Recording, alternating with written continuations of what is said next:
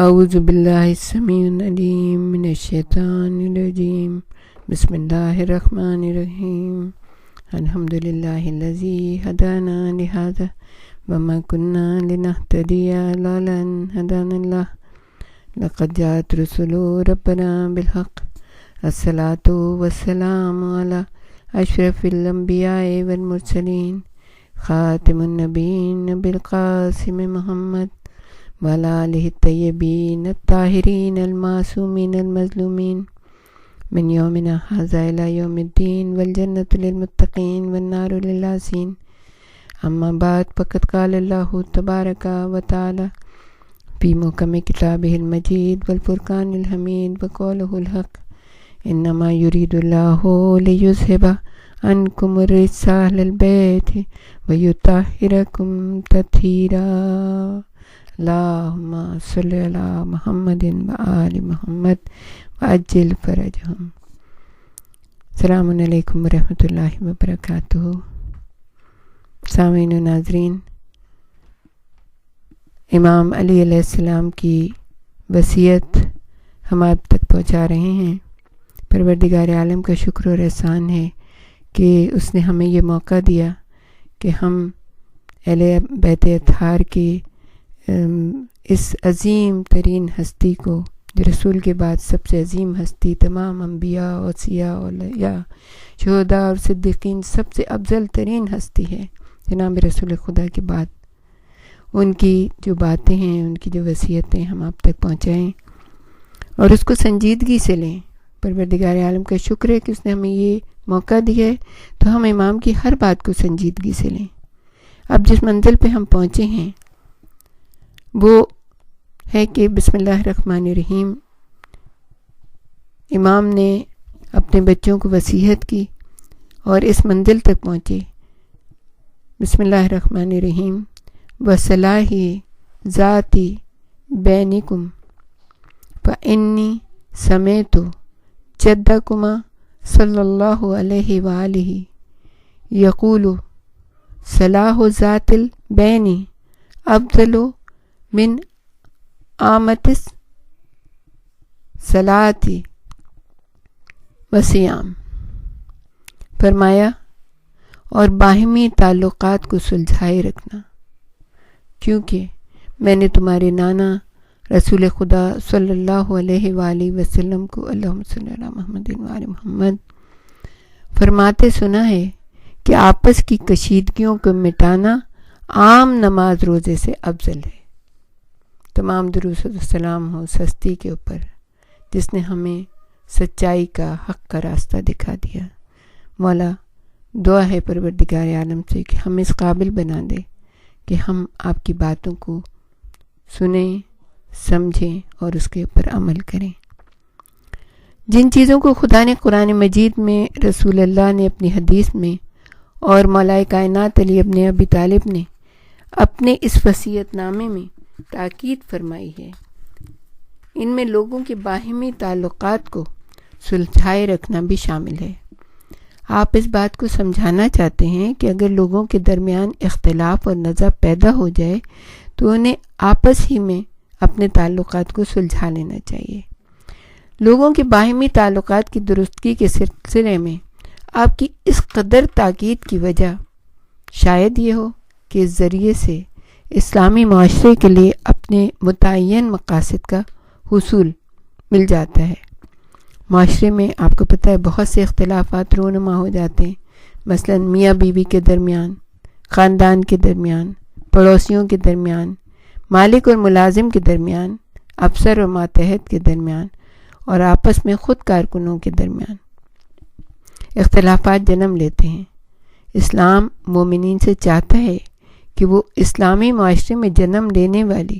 ان باہمی تنازعات کے خاتمے کے لیے اپنی صلاحیتوں کے مطابق جلد از جلد، بہت جلدی اقدام اٹھا لیں۔ یہ نہیں کہ سن رہے ہیں ایک لمبا عرصہ گزر گیا، حالات بد سے بدتر ہو گئے، اب ہم قدم بڑھائیں، نہیں۔ جیسے ہی پتہ چلے اور کوئی ہمارے پاس یہ خبر آ جائے لے کے اور وہ چاہے کہ ہم اس کے معاملات میں سدھارتا پیدا کریں، تو ہمیں جلد از جلد قدم اٹھانا چاہیے، تاکہ اگر یہ مشکل حل نہ ہو تو کم از کم اس میں کچھ کمی ضرور واقع ہو جائے اور معاشرے پر اس کے برے اثرات مرتب نہ ہو۔ اب ہم آپ کو بتائیں گے کہ میاں بیوی کے اختلاف کے بارے میں خداوند عالم نے ایک واضح دستور ہمارے سامنے پیش کر دیا ہے، جس کے ذریعے زوجین کے درمیان پیدا ہونے والے ایسے اختلافات کو حل کیا جا سکتا ہے جو ان کے درمیان جدائی پر منحصر ہوتے ہیں۔ یعنی ختم ان کا اختتام کیا ہوتا ہے؟ جدائی ہوتی ہے، اور جب جدائی ہوتی ہے تو اولاد جس کو بہت ہی پیار محبت کے ساتھ اس دنیا میں لایا جاتا ہے تباہ و برباد ہو جاتی ہے۔ اور یوں میاں بیوی کے درمیان جب طلاق کی نوبت آنے سے اللہ تعالیٰ نے کہا بچاؤ، قرآن مجید میں اس کا ارشاد ہے، اور اگر تم لوگوں کو ان دونوں کے درمیان یعنی میاں بیوی کے درمیان اختلاف کا اندیشہ ہو تو ایک حکم مرد کی طرف سے یا یعنی کہ ایک عادل انسان مرد کی طرف سے اور ایک عورت کی طرف سے، ایک عادل انسان عورت کی طرف سے بھیجو۔ پھر اگر وہ دونوں یعنی کہ میاں بیوی میں صلح کرانا چاہیں گے تو خدا ان کے درمیان ہم آہنگی پیدا کر دے گا۔ سورہ نساء جو قرآن مجید کا چوتھا سورہ ہے، اس کی آیت کا نشان ہے 35۔ پروردگار عالم نے ارشاد فرمایا کہ دونوں یعنی کہ دو ایسے لوگ ہوں کہ جو عادل لوگ ہوں اور جس کو دونوں طرف کے لوگ مانتے ہیں اس کو، تو ان کو بھیج دو۔ یہاں پہ عادل کا لفظ نہیں ہے لیکن حکم کا لفظ ہے، تو ان کو بھیجو، وہ دونوں آپس میں صلح صفائی کرانا چاہیں گے، اس کو بھی سمجھائیں گے، اس کو بھی سمجھائیں گے، اور جو ہے معاملہ دب جائے گا اور صحیح ہو جائے گا۔ اس صورت میں مرد اور عورت کی طرف سے ایک ایک حاکم و ثالث مقرر کیا جائے۔ مثال کے طور پہ خاندان کی میٹنگ بلائی جائے، ایک پنچایت بلائی جائے جو اس اختلاف کے اسباب کی تحقیق کرے تاکہ ان کے درمیان اصلاح کا راستہ ہموار ہو کہ یعنی کون زیادہ، ہر کوئی اپنی اپنی بات کہتا ہے لیکن دوسرے کی بات ضرور سننی چاہیے۔ یہ نہیں ہے کہ ایک ہی کی بات سن کے ہم فیصلہ کر دیں کہ بھئی ہاں یہ صحیح کہہ رہے ہیں اور بس چلو ٹھیک ہے، نہیں ایسا نہیں ہے، دونوں کی باتوں کو سننا چاہیے، اور اگر وہ لوگ عادل ہوں گے، عدل کرنے والے ہوں گے تو اس کو بھی سمجھائیں گے، اس کو بھی سمجھائیں گے کہ بھئی چیخو پکار نہیں کیا کرو، غصہ زیادہ نہیں کیا کرو، مار پٹائی نہیں کیا کرو۔ یہ تو اللہ نے جو رحم کا سلسلہ رکھا ہے اس میں ہمیں سب سے پہلے اپنے گھر والوں ہی کو دیکھنا ہوتا ہے نا، ان کے اوپر رحم کرنا ہوتا ہے،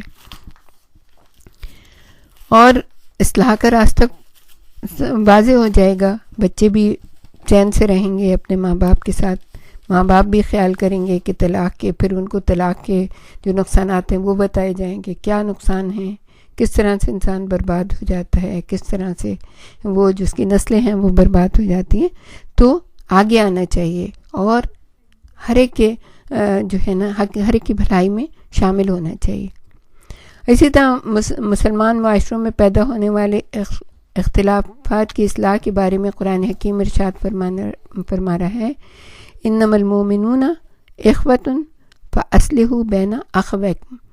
یعنی مومنین آپس میں بھائی بھائی ہیں، لہٰذا اپنے بھائیوں کے درمیان صلح کرا دیا کرو۔ اور پھر آگے چل کے ارشاد فرما رہا ہے، اور اگر مومنین کے دو گروہ آپس میں لڑ پڑیں، دوسری آیت میں کہہ رہے ہیں تو تم ان کے درمیان صلح کرا دو۔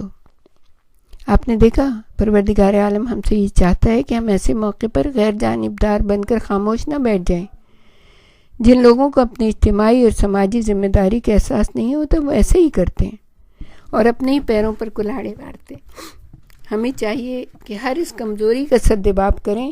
جو مومنین کے اختلاف کی وجہ سے معاشرے میں پیدا ہو سکتی ہیں اور معاشرے پر اس کے منفی اثرات ہو سکتے ہیں۔ اس منفی اثرات سے آپ اپنے گھروں میں رہتے ہوئے بھی نہیں بچ سکتے، خواہ ان حوادث کے بارے میں آپ کا موقف غیر جانبداری ہی کیوں نہ ہو، خواہ آپ کا موقف کچھ بھی ہو، کیونکہ معاشرے کی مشکلوں کی مثال آگ کی سی ہے جسے تیز ہوائیں اور زیادہ بھڑکا دیتی ہیں اور نتیجے میں وہ اپنی لپیٹ میں آنے والی ہر چیز کو جلا دیتی ہیں، چاہے وہ چیز خشک ہو چاہے وہ ہری بھری ہو۔ کوئی بھی شخص لا تعلق نہیں رہ سکتا معاشرے کی سلامتی سے، نہ سیاسی معاملات، نہ اجتماعی مسائل، نہ اقتصادی امور، کیونکہ ان مسائل کے نتیجے میں پیدا ہونے والی مشکلات انہی لوگوں تک محدود نہیں رہتی جو انہیں جنم دیتے ہیں، بلکہ ان سے لوگوں کے تعلقات، ان کے مفادات، ان کی جانوں کے بھی مسائل پیدا ہو جاتے ہیں۔ جب اختلاف کا دائرہ بڑھتا ہے تو اس سے تعلق رکھنے والے دیگر مسائل بھی پیدا ہوتے ہیں۔ ذرائع ابلاغ کی ترقی کے بعد جس کے نتیجے میں پوری دنیا سمٹ کر ایک گاؤں میں تبدیل ہو گئی ہے کہ اگر مغرب میں کوئی واقعہ ہوتا ہے تو اس کا اثر مشرق میں پڑتا ہے، اگر مشرق میں کوئی حادثہ رونما ہوتا ہے تو اس کا اثر مغرب میں پڑتا ہے۔ تو سورہ انفال قرآن مجید کا 8واں سورہ، جس کی آیت ہے 25واں آیت کا نشان ہے، فرمایا اور اس فتنے سے بچو جو صرف ظالموں ہی کو اپنی لپیٹ میں نہیں لے گا۔ یہ اتنی قرآن حکیم کی ایسی آیت ہے کہ اگر اس پہ جتنا بھی غور کریں اور اپنے حالات کو دیکھیں اور ان واقعات کو دیکھیں جو ہمارے درمیان ہوتے رہتے ہیں، تو یہ نہیں ہے کہ جو ظلم کر رہا ہے وہ بچ جائے گا، یا جو اس پہ خاموش ہے وہ بچ جائے گا، کہ بس ہاں ٹھیک ہے اتنے لوگ مارے گئے، اتنے لوگ جو ہے نا بوریوں میں بند ہو گئے، اتنے لوگوں کا نقصان ہو گیا، پناہ گھر تباہ ہو گیا، سب لوگ خاموش بیٹھے ہیں، مسکرا کے چپ ہو گئے، ٹی وی پہ آ گیا آج اتنے لوگ مارے گئے۔ نہیں، ایسا نہیں ہے۔ جب ظالم ظلم کرنے پہ آتا ہے تو وہ نہ اپنے آپ کو چھوڑتا ہے، نہ کسی قوم اور قبیلے کو چھوڑتا ہے۔ جب اس کے منہ کو خون لگ جاتا ہے تو پھر جو بھی اس کے سامنے آتا ہے کوئی نہیں بچتا۔ نہ اسلام میں جتنے فرقے ہیں وہ بچ سکے ہیں، نہ کوئی پوری دنیا میں اور بچ سکا ہے۔ تو ظالم کی بےخکنی اسی وقت کرنی چاہیے، اسی وقت اصلاح کی کوشش کرنی چاہیے پہلا ظلم ہو جائے۔ اسی لیے پروردگار عالم نے کہا ہے کہ جس نے ایک قتل کیا اس نے گویا پوری انسانیت کو قتل کر دیا، جس نے ایک انسان کو بچایا اس نے گویا پوری انسانیت کو بچا لیا۔ تو ہماری کوشش یہی ہونی چاہیے کہ جہاں بھی ہم دیکھیں کہ کوئی غلط کام ہو رہا ہے تو اس میں اصلاح کی کوشش کریں۔ اس بنا پر امر بالمعروف اور نہی عن المنکر اسلامی معاشرے کو بہتری کی راہ پر لگانے والا ایک عمل ہے، اور وہی شخص یہ عمل انجام دیتا ہے جو معاشرے کے بگڑے ہوئے افراد کو راہ راست پر لانا اپنی ذمہ داری سمجھتا ہو۔ یعنی کہ ویسے تو یہ ہر شخص کی ذمہ داری ہے، امر بالمعروف اور نہی عن المنکر، یہ بہت بڑی ذمہ داری ہے، لیکن جو لوگ جیسے ممبر پہ بیٹھتے ہیں یا جو لوگ اپنے ادارے کے سربراہ ہوتے ہیں یا اپنے گھروں میں بڑے لوگ جو ہوتے ہیں وہ دیکھتے ہیں کہ کوئی غلط کام ہو رہا ہے تو اسی وقت انہیں روکنا چاہیے، اسی وقت ان کو معاشرے کو صحیح کرنا چاہیے، گھروں کو صحیح کرنا چاہیے، کیونکہ یہ برائیاں کسی نہ کسی طریقے سے معاشرے کے دوسرے حصوں تک پہنچ جاتی ہیں اور صرف برائی کے مرتکب افراد تک محدود نہیں رہتی ہیں۔ اسی لیے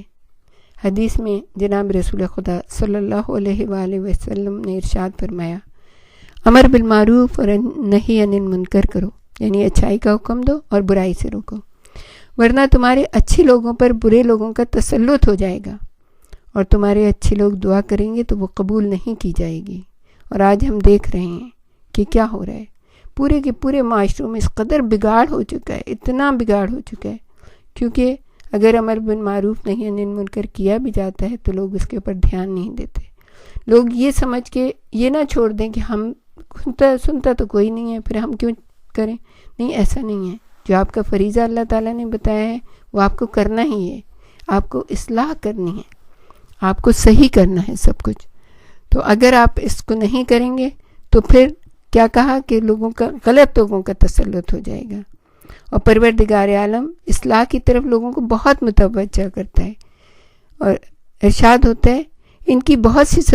سرگوشیوں میں کوئی بھلائی اور خوبی نہیں ہے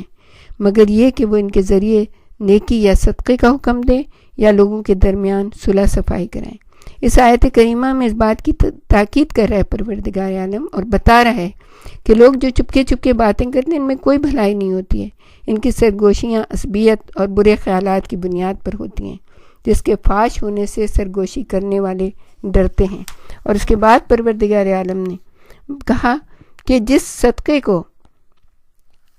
اس کے بعد پروردگار عالم نے امر بالمعروف اور نہی عن المنکر کی یعنی صلح صفائی کے لیے حکم دیا ہے۔ تو عزیزان گرامی، ہمیں چاہیے کہ ہم مولا